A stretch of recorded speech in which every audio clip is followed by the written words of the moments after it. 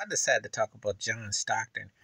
Crazy white dude and his theories and stuff off the basketball court, but on the court, one of the greatest assists, greatest point guards ever. You know, um, he's getting overlooked and more as time goes on because everything is about with Steph Curry, Magic Johnson, Isaiah Thomas, and you can't argue those guys. And you throw Oscar Robinson and whatnot, but John Stockton definitely belongs in that mix.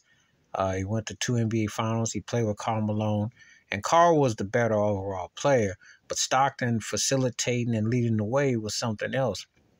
That dude played point guard the way you wish it was. Now, when Steve Nash emerged with his shooting and took the three-pointer a bit more with the style, again, people then kind of wrote John Stockton off, because of the way he played. But his style of point guard, Gary Payton called him the toughest player he played against.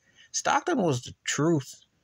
Fundamentally sound, and in that particular era, he was compact.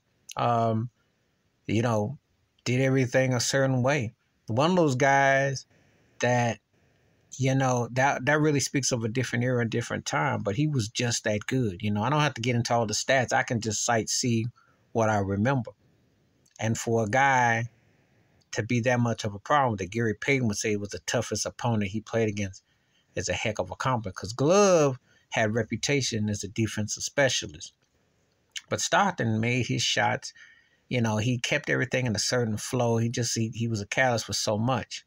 And the biggest problem that Utah had is that they didn't have a center. Now, that may sound like a foreign thing to say, because if you're looking at basketball through 2023 eyes, or the last 10 years since I call it the Golden State Warrior era run with the guard spot, when Steph Curry basically took out position players, you couldn't imagine that a guy like Stockton Malone, they also made the high screen pick and roll. They made what they did illegal because they wouldn't let you stand in the spot.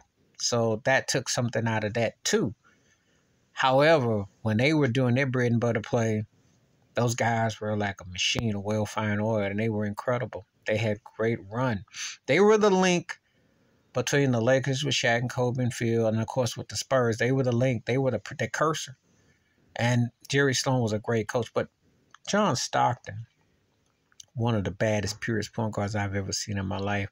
And he doesn't get talked about near enough as he should. His style of point guard would not be fashionable today because of the way they make everybody shoot and play. But I think he could hang today.